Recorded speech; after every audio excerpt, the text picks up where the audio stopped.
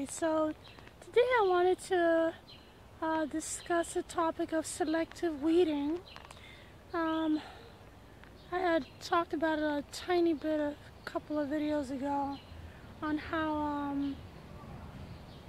when I was in college, my roommate and I and her boyfriend, we were trying to establish a garden, so we were doing a lot of looking up the information on what we should do, and we came across this concept of selective weeding. You know, we used to like do this chant, selective weeding, selective weeding, selective weeding. I mean, you know, it makes me laugh every time I think about that. But anyway, there is this thing where, you know, that's my style of gardening basically. This is what I do. You know, if you look at my garden, you don't really see rows of monocultural, you know, established, you know, cabbages and collard greens, and I mean, you do see the corn back there, but that's just about the only thing that's growing like that.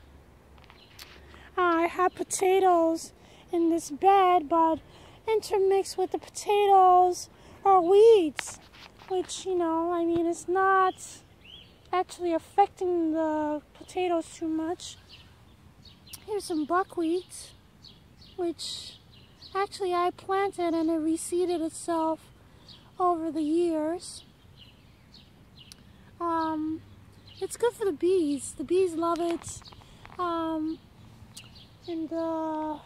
Whenever I collect the honey, you can actually see the season where the buckwheat was blooming, because inside the cells you see like darker honey, like some of them are darker honey in different layers. Usually, well, it's July, but you know, you'll see, anyway, you see the darker honey, and it makes a nice dark, deep flavored honey. So I like to have that around. I don't mind letting that grow. There's some more.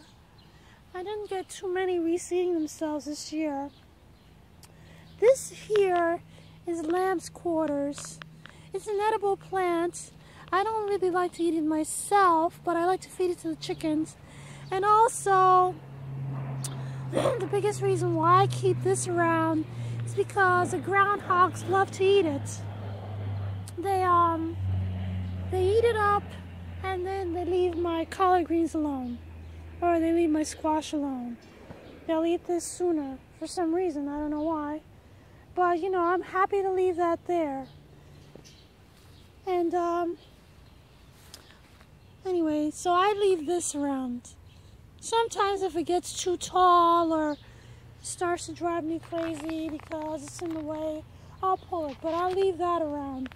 Now, something like this foxtails, my children used to call them cattails, but they're not cattails. Cattails are a swamp or a moist wetland species of plants, which is not a grass anyway. But this is a grass. It's called foxtail. And, you know, as the season progresses, it makes a long little spiky seed head, which looks kind of like the tail of a fox, I guess, or even a cat. It's kind of a... This is cattail. There you go with the seed head. Very characteristic.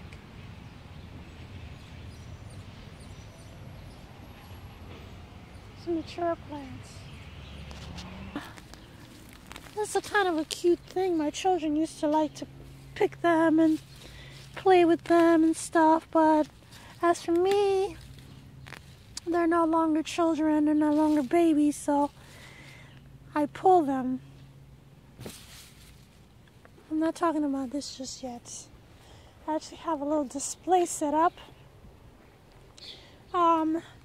This here is a type of nightshade. It makes a purple berry. It's a type of nightshade. If I can find it later, I'll show you. That makes a red berry, but this makes a purple berry. And insects and birds love to eat this stuff. That, you know, insects love to like crawl around and make what do you call it? Well, aphids, I guess, they like to crawl around. As you can see, it's full of holes. That's flea beetles. You know, you can choose to leave this or pull it. I choose to usually pull it because I don't like the berries.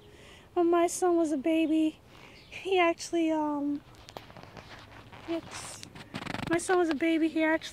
was in one of my gardens one year, and, you know, I was doing selective weeding, so I left this thing because it's not really bothering me. And I'm over here on one side, and he's over there on the other side. He was like, he wasn't even walking yet. And I turn around, and his face is covered in purple, and half the berries on the bush are gone. And of course I run in the house, I call 911, and I freak out. So it turns out that the berries are not poisonous, even though they're called nightshade, which implies that, you know, the nightshade, you pull the nightshade down, and you're over for the rest of your life. But no, that's not what happens. Nightshades are actually not toxic. I think some people actually use the berries and they make jam or something. I've never tasted them. I really don't want to. Needless to say, my son, they told me, the 911 operator told me to just go ahead and give him some ipecac, and he threw up all the berries. You know, he was probably more miserable doing that than if I had just let it go through his system, because it wasn't going to kill him. She told me to give him the ipecac because I was freaking out, and I couldn't believe it because I'm a botanist. I know that this thing kills people, but it doesn't, you know. So anyway, just so you know, if your child eats some of these nightshade berries, I have to show you later on, you know, don't put them through the peril of ipecac and having to do all that. Anyway, there's this plant here. I couldn't begin to tell you what it's called. I'll have to look it up, but I'm not sure if I'll be able to figure it out yet because it doesn't make a very distinctive flower. Just little tiny things, pinhead sized flowers on in a cluster. But if you garden, you've seen this thing.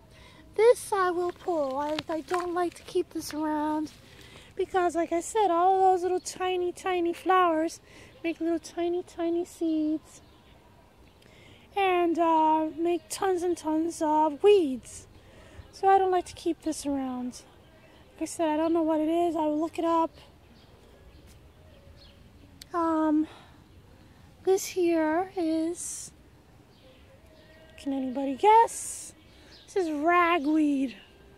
This is common ragweed as opposed to giant ragweed that I will probably try and find later on to show you.